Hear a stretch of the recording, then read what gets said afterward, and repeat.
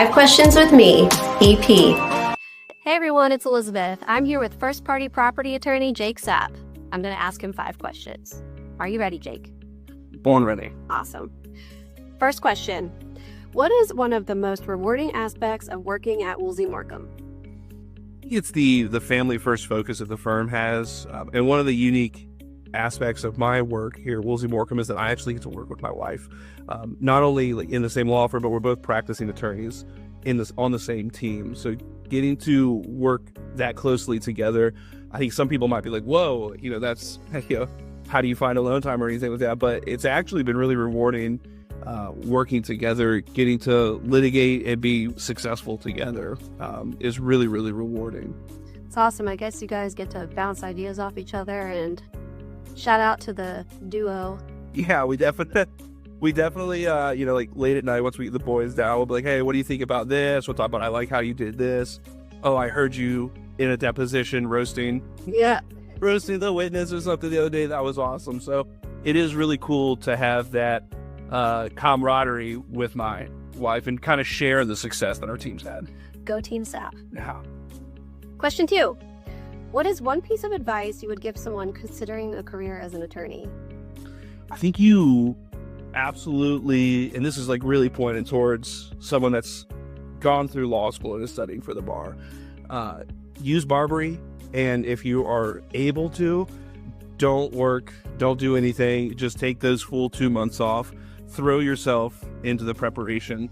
And then once you pass, which you will, find a job that I would recommend starting at the state attorney's office, because you immediately get that litigation experience.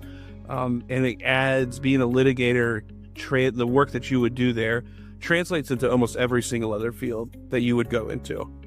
So study hard, then jump right in. Yeah, exactly. Face first. Number 3. What skills or qualities do you believe are essential for success in your field? So I really love this question. As a plaintiff's attorney in the first party property practice, you have to be tenacious.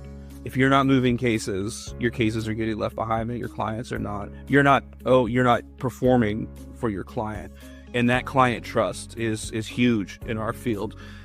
The insurance adjusters, if you don't respond or if you're not pushing on them, they're not going to reach out to you. They're not going to do anything, right? You have to be tenacious. You have to keep moving cases, and you have to have clear communication with your clients. That's a must.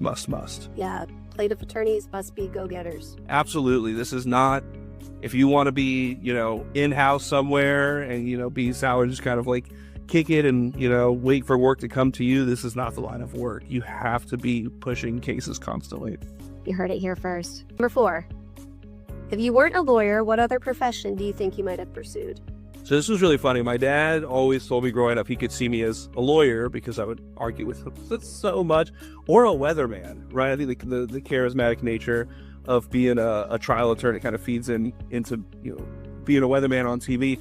And I always wanted to be one of those guys, like the storm chaser, in the tanks, going through tornadoes and stuff like that. I always thought that was great. Really, really cool. So, but now I work with storm-related events, and so I'm hoping if anyone's out there, storm chaser, has a tank, let me know. I'll sit in with you to see if we can't chase down a tornado. You kind of combine both. I mean, you're litigating over natural disasters and effects of weather. Yeah, absolutely. It is it's a funny way how it's all come together. I like that. Cool. Last one, are you ready? I hope so. What does a typical workday look like for you? So Mom and I get the kids into daycare. Then as soon as we get here, it's either a deposition right in the morning, but what I really try to focus on first thing in the morning is responding to any client communication that I've had from the night before, or maybe at the end of the day that I didn't get to, and then following up on pushing any cases that are, hey, we're close to settling. Let's see what we can do in this. And then afterwards, maybe a little bit of a coffee break, all right? And then transition the afternoon into writing motions, probably another deposition in the afternoon, following up with cases, following up with clients, and keeping up to date with the team.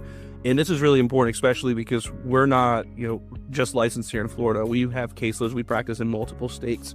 And so you have to be able to keep up with that client communication and keep pushing those cases. Yeah, that's a long day. Yeah, it's a very long day, but the reward is going home and with a 3-year-old and a 1-year-old and getting having the opportunity to provide for them, and boy, to have just a lot of fun doing what we do. Love that. Well, Jake, thank you so much for joining us and answering my 5 questions. Thanks so much for having me. Appreciate you. Until next time.